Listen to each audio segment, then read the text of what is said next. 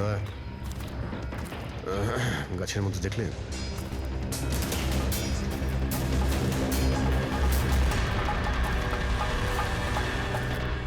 ছোট্ট ক্যামেরা। মানে আমরা সঠিক জায়গাতেই এসেছি। এটাই সেই জায়গা যেখানে ওই ফিল্ম বানানো হচ্ছে। ক্যামেরা।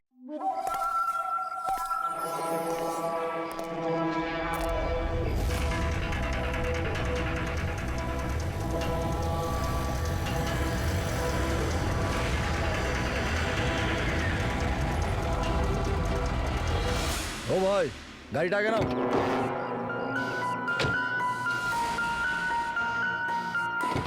বললাম না গাড়িটা আগে নিতে, আগে নাও। আরে ভাই কি করে আগে নিয়ে যাবো? গাড়ি খারাপ হয়ে গেছে তো। প্রবলেম দেখিও না, আগে গাড়ি ধাক্কা মারো, আগে নাও। তাহলে আপনারা একটু সাহায্য করুন। কেন, আমরা কেন হেল্প করবো? তাড়াতাড়ি। এই লোকটাকে আমি চিনি স্যার। তার মানে আমাদের ইনফরমেশন একদম সত্যি। তার মানে ওই রুট নামের কম্পিউটার হ্যাকার এখানেই থাকে। আর ওই রুট নিশ্চয়ই কোনো ভয়ঙ্কর প্ল্যানিং করছে স্যার। যাই হয়ে যাক, ওকে জীবিত ধরতে হবে। এটা জানার জন্য যে ওর মিশনটা কি। আর এই মিশনে তোমাদের দুজন সাইবার কপকেও কাজে লাগবে।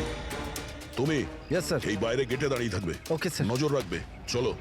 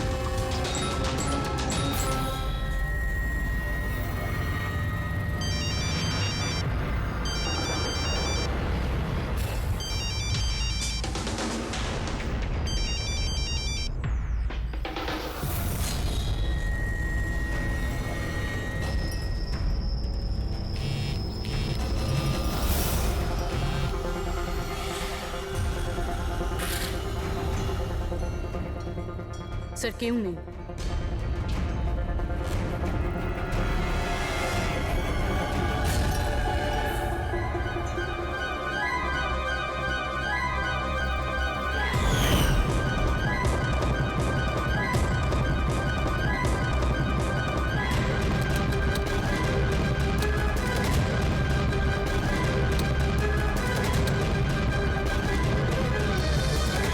হ্যাঁ ফ্রেডি।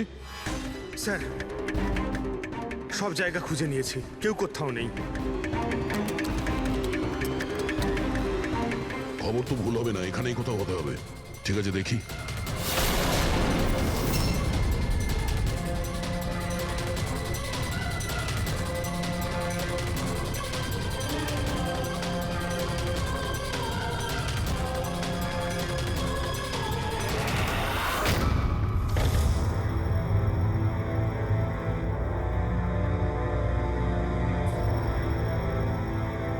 এখানে তো কেউ নেই।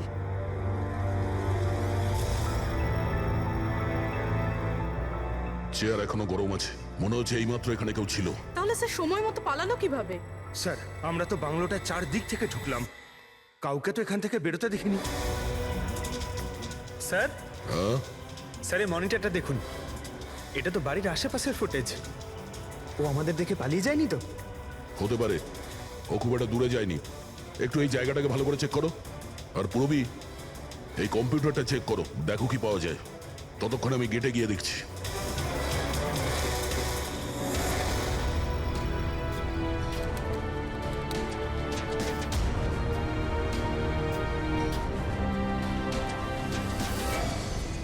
Mahesh, Mahesh, yes sir. এই রুট ভেতরে নেই, মনে হচ্ছে পালিয়ে গেছে। তুমি গেটেই ছিলে? স্যার আমি এখানেই দাঁড়িয়ে ছিলাম, আমি কাউকে পালাতে দেখিনি স্যার। এখান থেকে কেউ যায়নি? না স্যার। মেন গেট থেকে তো কেউ বাইরে যায়নি, বুঝতেই পারছি না এই রুট কোথা দিয়ে চলে গেল। স্যার বাইরে পিছনের দিক দিয়ে একটা গেট আছে, মনে হয় ওখান থেকেই পালিয়েছে। স্যার স্যার ওই কম্পিউটারটা পাসওয়ার্ড প্রোটেক্টেড, ব্যুরো নিয়ে যেতে হবে। স্যার এই রুট নিশ্চয়ই মারাত্মক মিশনটা শেষ করবার চেষ্টা করছে। এই রুটকে যে কোনোভাবেই খুব তাড়াতাড়ি খুঁজতে হবে। 1 মিনিট। পুরো ঘরে কোথাও কার্পেট নেই, আর এখানে কার্পেট রাখা আছে, তার উপরে এই টুল। একটু সরাও এটাকে। স্যার স্যার এখানে তো একটা গুপ্ত দরজা। ফ্রেডি, তুমি এখানেই থাকো এদের সাথে, আমরা ভেতরে দেখছি।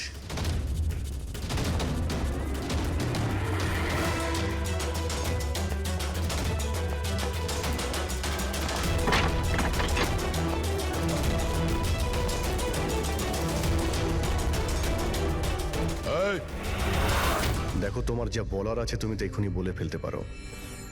আমার কিছু বলার নেই, যা কিছু বলার আমার উকিল বলবে।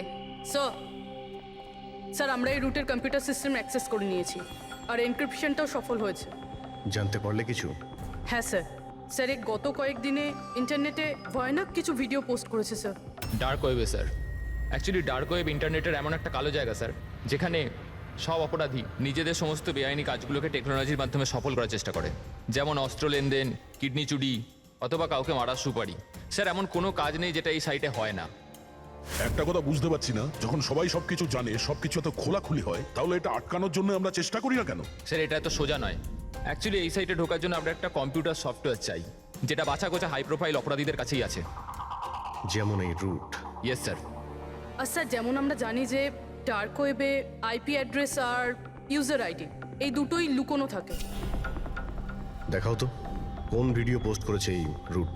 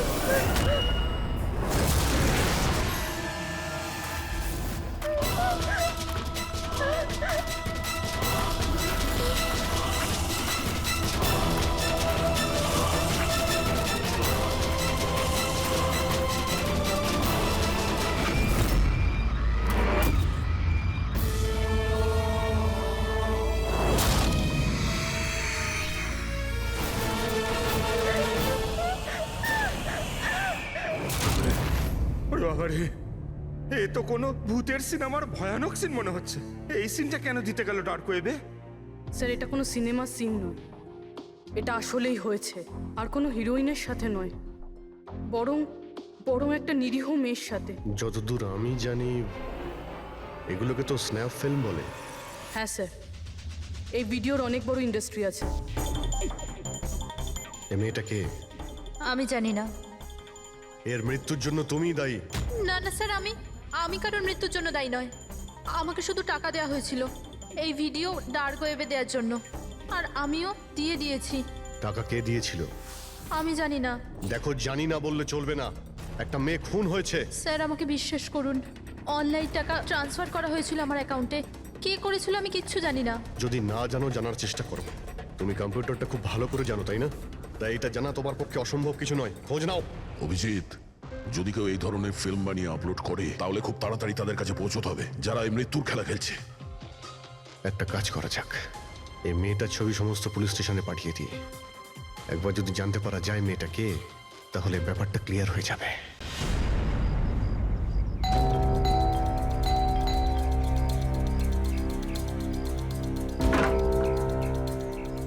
আগে বলুন, কাকে চাইছেন আপনারা? এটা রিয়ার বাড়ি না? হ্যাঁ, আমি ওর বাবা। আসুন। আসলে আমরা সিআইডি থেকে আসছি। আপনার জন্য একটা বাজে খবর আছে।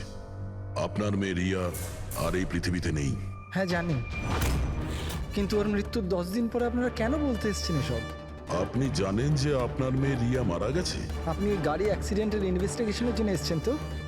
তাহলে আপনারা এটাও নিশ্চয়ই জানবেন যে রিয়ার ফিউনারেল হয়ে গেছে। এক মিনিট, আপনি কোন কার অ্যাক্সিডেন্টের কথা বলছেন?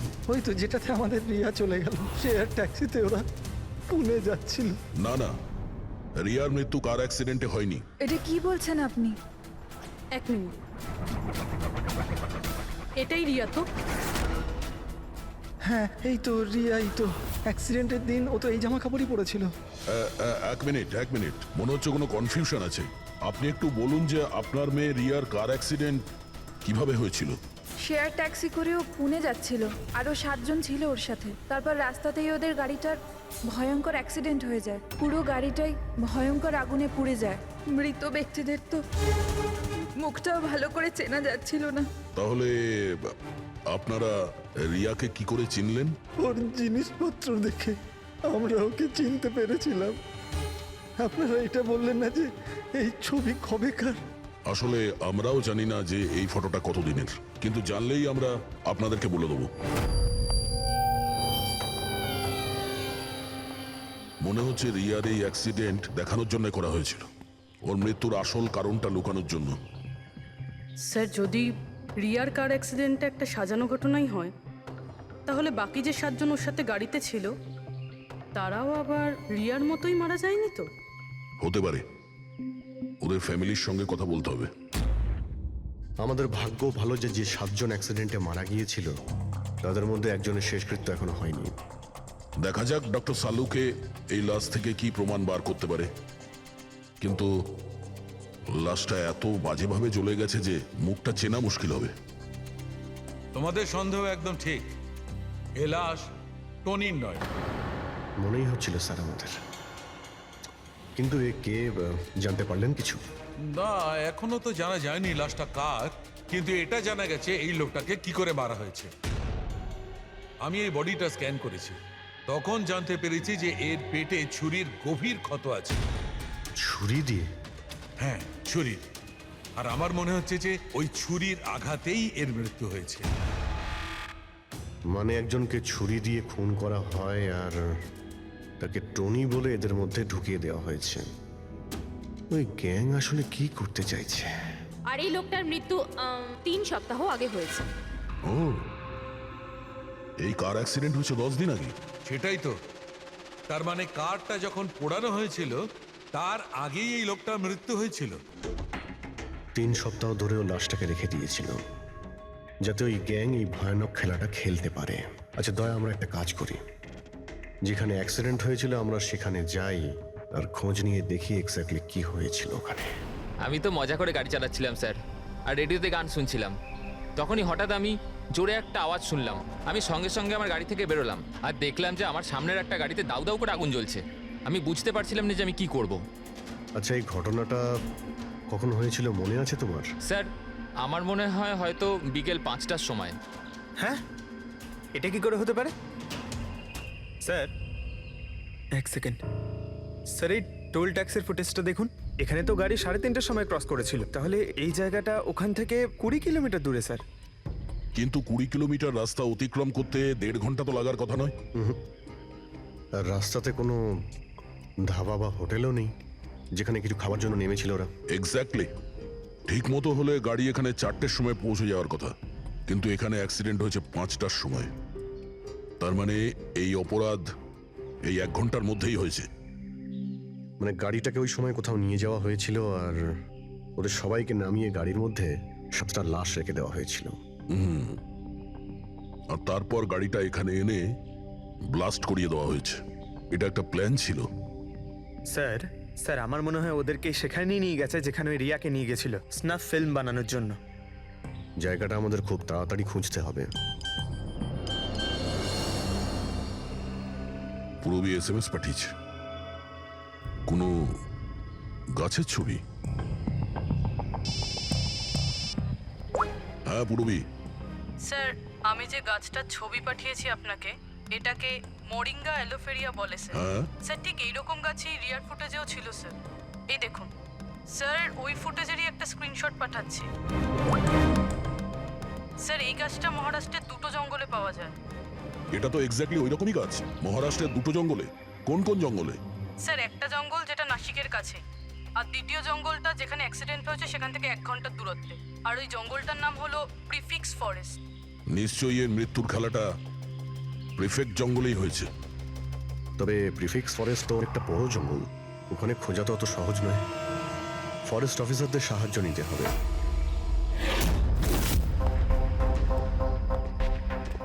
এই জঙ্গলে এই সমস্ত হচ্ছে, বিশ্বাসই হচ্ছে না। আপনাদের ইনফরমেশন কি একেবারে সত্যি অফিসার? দেখুন আমরা শিওর না হলে তো এখানে আসতামই না, তাই না? আচ্ছা আপনি বলুন যে কয়েকদিনের মধ্যে এরকম কোনো ঘটনা আপনারা দেখেছিলেন বা শুনেছিলেন? জঙ্গলের মধ্যে কিছু হয়েছিল? একদম নয়। আর এরকম কিছু হলে আমাদের নিশ্চয়ই চোখে পড়তো সেগুলো। ঠিক আছে, কোনো ব্যাপার না। যাই হোক, নিজেদের নিশ্চিন্ত হওয়ার জন্য আমরা একবার জঙ্গলে যাব। স্যার এমনিতে স্যার আপনারা কি পুরো জঙ্গলটা দেখতে চাইবেন? কারণ অনেক বড় এই জঙ্গলটা, এতে অনেকটা সময় লাগতে পারে। না না, আমরা পুরো জঙ্গলটা দেখতে চাই না। আমাদের জঙ্গলে সেই জায়গাতে নিয়ে চলুন যেখানে কেউ যাতায়াত করে না, কারণ প্রায় এই ধরনের জায়গাতেই অপরাধীরা অপরাধ করে। Okay officer. বিনোদ, মেঘনা, এনাদেরকে ওই জঙ্গলের ওই অংশগুলো দেখানোর দায়িত্ব তোমাদের, ঠিক আছে? হ্যাঁ sir. Yes sir. Sir 1 second. Sir এটা দেখুন, এটা হচ্ছে জঙ্গলের সবচেয়ে ঘন এবং নিস্তব্ধ জায়গা। আমার মনে হয় আমাদের এখান থেকেই শুরু করা দরকার। ঠিক আছে, দেখি।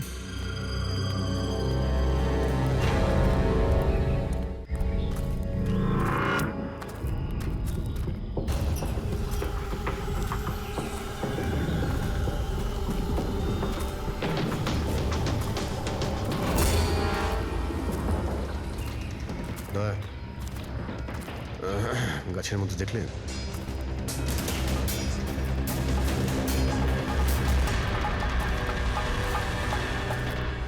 ছোট্ট ক্যামেরা। মানে আমরা সঠিক জায়গাতেই এসেছি। এটাই সেই জায়গা যেখানে ওই ফিল্ম বানানো হচ্ছে।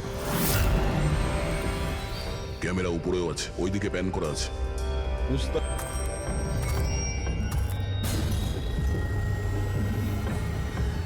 দেখো যদি ক্যামেরা থেকে কিছু জানতে পারা যায় ওদের আস্তানার ব্যাপারে। না অভিজিৎ, এ তো হাই অ্যান্ড ওয়্যারলেস ক্যামেরা। এর থেকে জানা মুশকিল যে এর মধ্যে যে স্টোরড ফুটেজ আছে সেটা ব্রডকাস্ট কোথা থেকে হচ্ছে। আর এই জঙ্গলে জানি না আর কত ক্যামেরা আছে। দেখা যাক, এরপর কোনো ক্যামেরা পেলে হয়তো সেটা থেকে জানতে পারবো।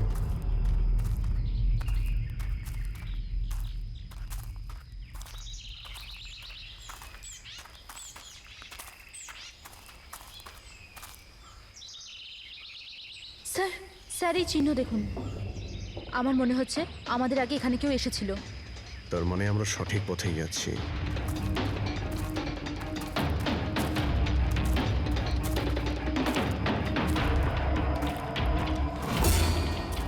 স্যার এই চিহ্নগুলো এখান অবধি রয়েছে।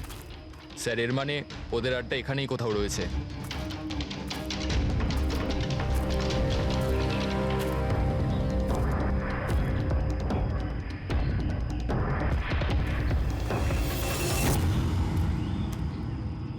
স্যার স্যার তাড়াতাড়ি আসুন। এই, এক মিনিট স্যার, 1 সেকেন্ড। ভয় পেও না, আমরা সিআইডি অফিসার্স। ওঠো। উঠে এসো। ওঠো ওঠো। স্যার আপনারা সিআইডির লোক, আমাকে বাঁচান স্যার।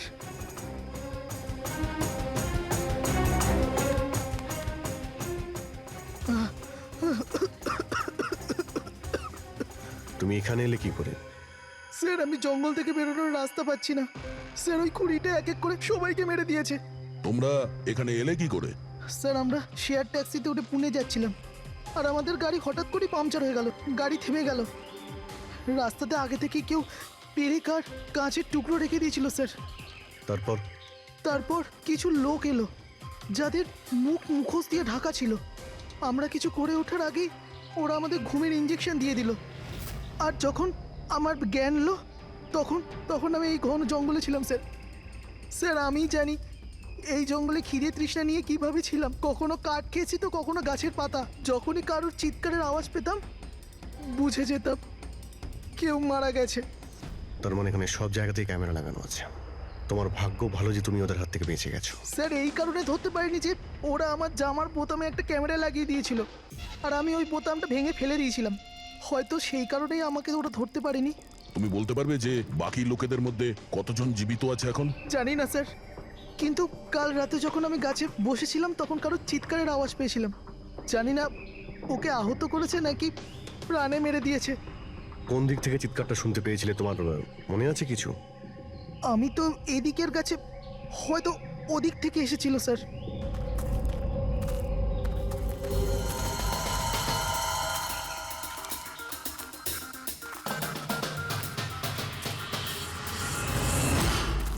স্যার রক্ত।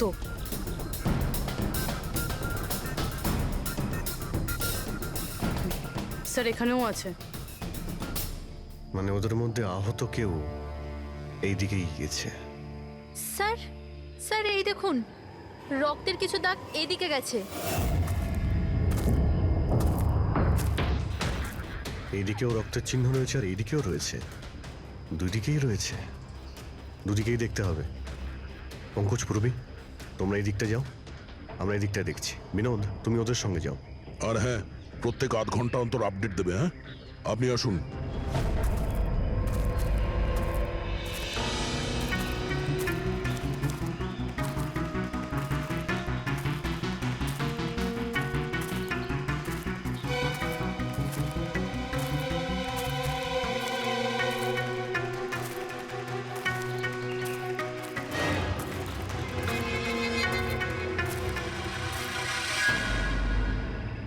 এক মিনিট ওটা কি? এসো। বাড়ি, হয়তো আহত ভিকটিম এখানেই আশ্রয় নিয়েছে। জঙ্গলের মাঝখানে বাড়ি, কিন্তু নকশার হিসাবে এখানে তো কোনো বাড়ি ছিল না। হতে পারে এই ধরনের ফিল্ম যারা বানায় তাদের এই ধরনের লোকেশনের প্রয়োজন হয়, যাতে কেউ ওদের ট্র্যাক না করতে হতে পারে। পারে ওই বাড়িতে যে আহত লোকটা রয়েছে ওই অপরাধী। হতে পারে পঙ্কজ, আর এটাও হতে পারে যে সামনে আরও ক্যামেরা লাগানো রয়েছে। চোখ কান খুলে রেখো।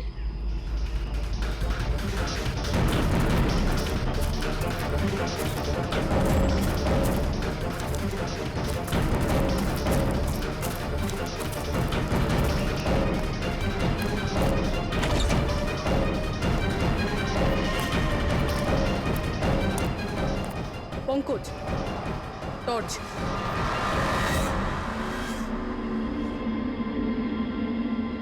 এই বাড়িটা তো একদম ভয়ানক ফিল্মের সেটের মতন দেখতে। এই দেখো, ওই আহত ভিকটিমকে এখানেই নিয়ে আসা হয়েছে। ওই আওয়াজটা শুনলে? ভিতর থেকে আসছে।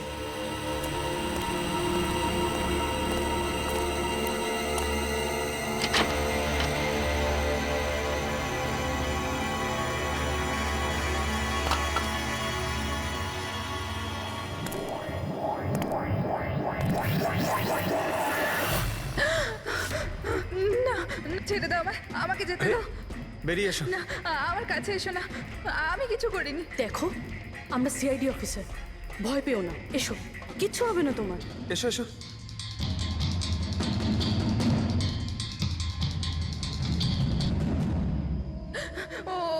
এখানেই আছে ও এখানেই আছে। আরে পুরবি, এই লাইট কোথা থেকে আসছে? পঙ্কজ পঙ্কজ, আমি কিছু দেখতে পাচ্ছি না পঙ্কজ। আরে Pankaj sir, Purabi ma'am, Pankaj sir.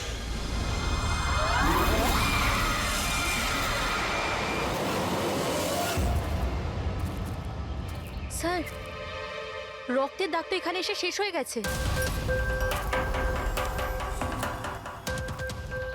কিন্তু এটা কি করে হতে পারে? আহত যদি কেউ এই পর্যন্ত আসে, তাহলে এখান থেকে হঠাৎ করে অদৃশ্য হয়ে গেল কি করে? হতে পারে ও অপরাধীর হাতে ধরা পড়ে গেছে এখানে এই পয়েন্টে পৌঁছানোর পর। হতে পারে। জানি না মোহিত ছাড়া আর কেউ এখানে বেঁচে আছে কিনা। 1 ঘন্টা হয়ে গেল, পুরবী আর পঙ্কজের পেলো না, কোনো ফোন কল এলো না।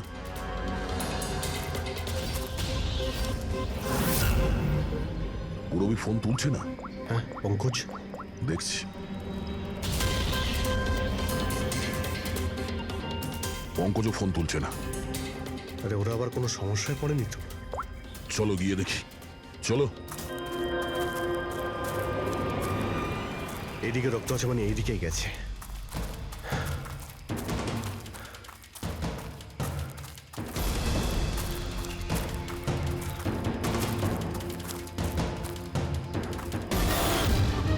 এই ঘরের ভেতর হতে পারে কেউ আছে, আমি ভেতরে গিয়ে দেখছি।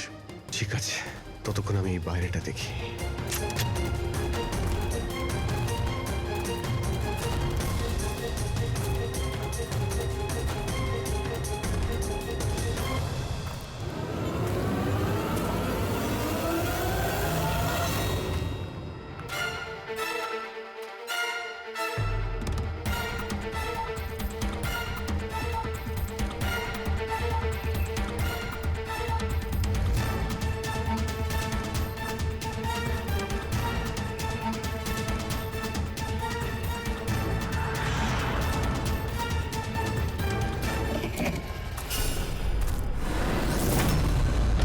এ তো পঙ্কজের ব্যাগ।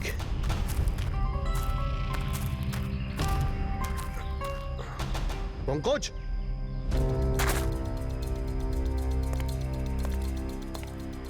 পঙ্কজ,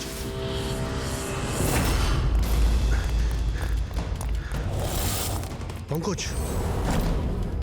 পঙ্কজ, পঙ্কজ, কেমন আছো? ওঠো,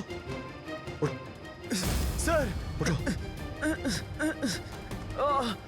কি হয়েছিল? হ্যাঁ স্যার ওইদিকে ওই বাড়িটায় গেছিলাম স্যার, ওখানে একটা মেয়ে ছিল স্যার।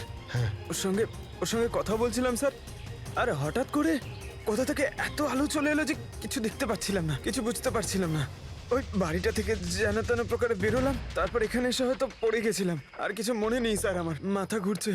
আর পুরবী, বিনোদ, ওরা কোথায়? স্যার ওরা জানি না স্যার, ওরা ভেতরে ছিল, বাইরে বেরিয়েছে কিনা জানি না। ও নো। কি কি হয়েছে তোমার? ও ঠিক আছে। পুরবী আর বিনোদকে পেলে? না, ঘরের ভেতরে তো কেউ নেই। ও গড, ওদের কিছু হয়ে যায়নি তো?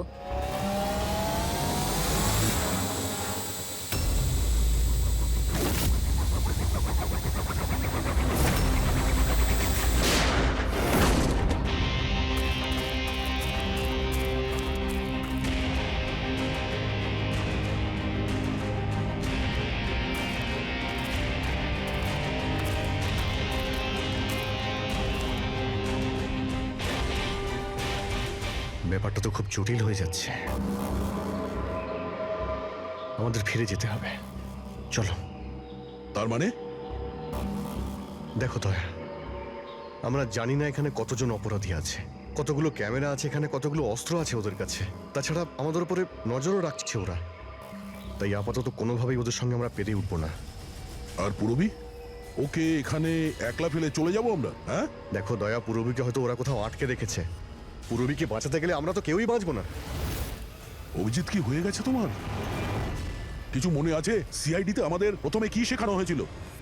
এটাই কি সবার আগে নিজের বন্ধুকে পেছনে ফেলে এসো না, যদি বেঁচে থাকে কিংবা মরে যায়। আরে দয়া, সবকিছু রুল বুক অনুযায়ী করা যায় না। আমাদের এটাও শেখানো হয়েছিল প্রেজেন্স অফ মাইন্ডের ব্যবহার করতে, তাই এইরকম পরিস্থিতিতে আমাদের তো আই এম সরি, তোমার এই চিন্তা ভাবনায় আমি এগ্রি করছি না।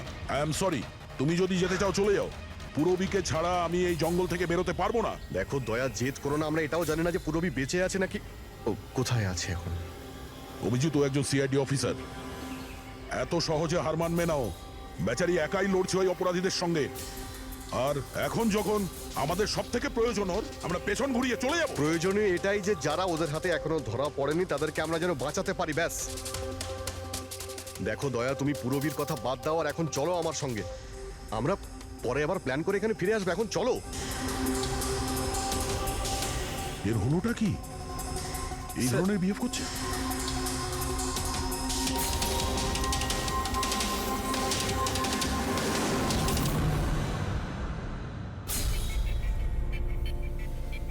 সিআইডির ইতিহাসে এই প্রথমবার হলো বোধহয় যে সিআইডি কারো কাছ থেকে ভয় পেয়ে চুপচাপ পালিয়ে গেল।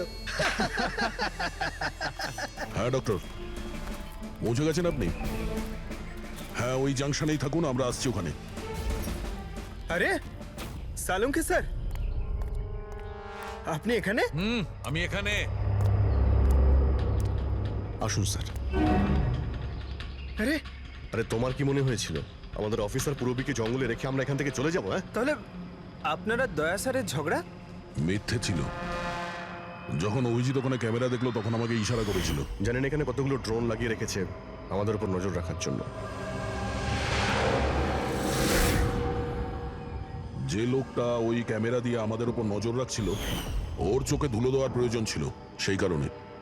ওরা নিশ্চয়ই এখন ভাবছে যে আমরা জঙ্গল থেকে চলে গিয়েছি, তাই রিল্যাক্সও হয়ে যাবে। ওদের উপরে অ্যাটাক করার এটাই ভালো সুযোগ। অভিজিৎ, এই নাও, এইটা তুমি চেয়েছিলে। এটা আবার কি ডিভাইস স্যার? এটা হচ্ছে জ্যামার। আশেপাশে এই এরিয়ায় যত ক্যামেরা আছে সব জ্যাম হয়ে যাবে।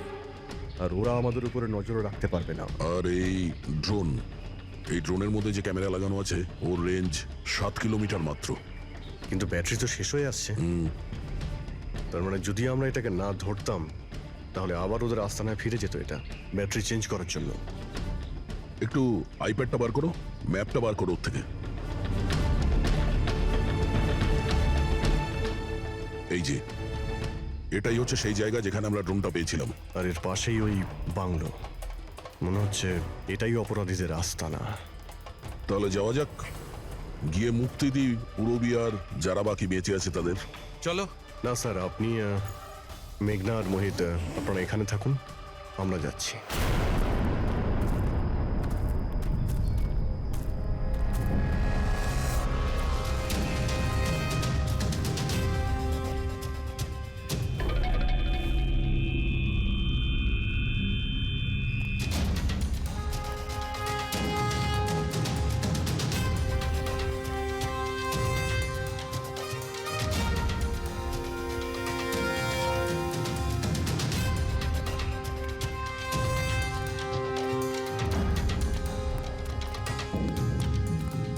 আরে ভাই, সিস্টেমটা বন্ধ হয়ে গেল কি করে? দেখ না একটু, ভিতর থেকে আওয়াজ বন্ধ কি আসছে। করে হলো পুরো সিস্টেম?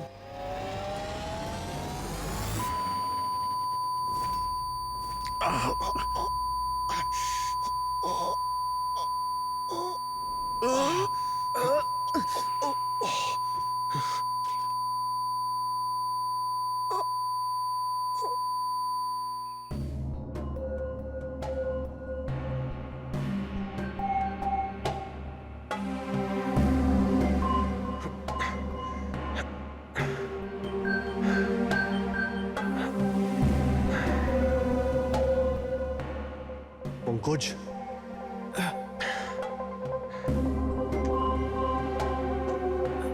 পঙ্কজ, স্যার, আমাদের ওয়েলকাম জানানোর পুরো বন্দোবস্ত ওরা করে রেখেছিল। স্যার এরা যদি আমাদের মারতে চাইতো তাহলে আগেই মারতে পারতো। আমাদের আমাদের মারতে গিয়ে কি এরা ভিডিও শুট করতে চায়?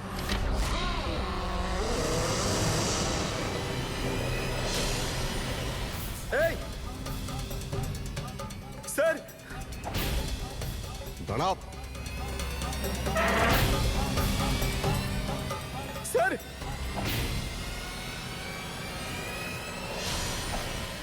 আমি পঙ্কজ। পুরবি, তুমি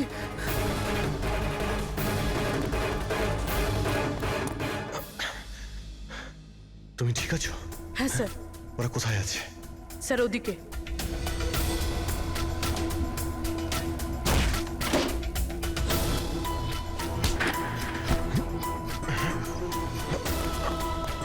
এই, এই,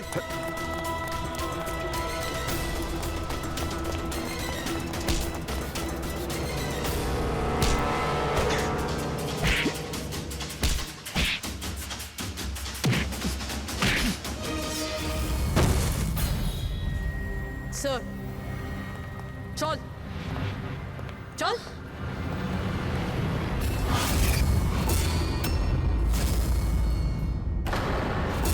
মেঘনা তুমি? বাহ, আমরা তো ভাবছিলাম যে আমরা অপরাধীর চোখে ধুলো দিচ্ছি, কিন্তু কে জানতো যে আমরা অপরাধীকে সঙ্গে নিয়ে ঘুরছি। আপনারা এখানে কি করে? কে ছাড়িয়েছে আপনাদের? সিআইডিকে আটকে রাখা এত সহজ নয়। সুযোগ বুঝেই আমি ওই জানলাটা ভেঙেছি আর ওখান থেকে বাইরে বেরিয়ে গেছি।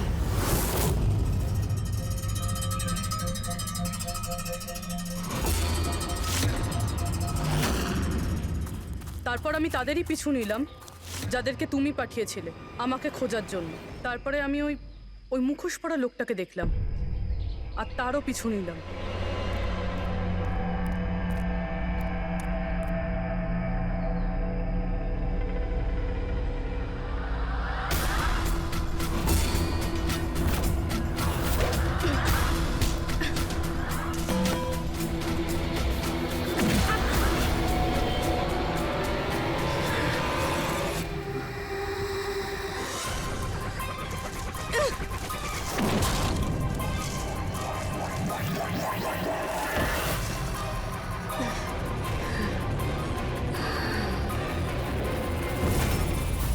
কিছুক্ষণ বাদে যখন আমার জ্ঞান এলো তখন আমি দেখলাম যে,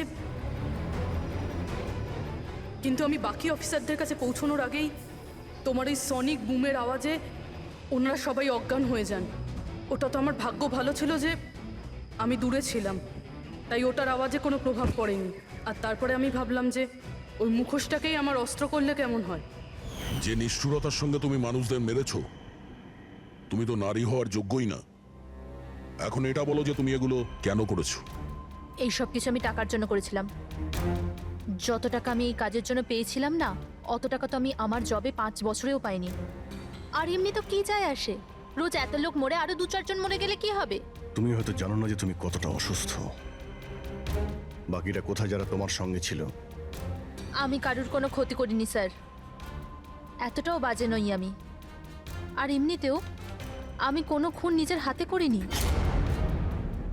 আমাকে তো একজন মহিলা কোটিপতি হওয়ার অফার দিয়েছিল আর আমি সেটা অ্যাকসেপ্ট করেছি। কোন মহিলা? খুব খুব অদ্ভুত নাম ছিল ওর।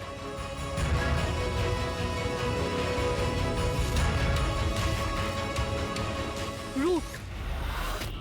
রুট?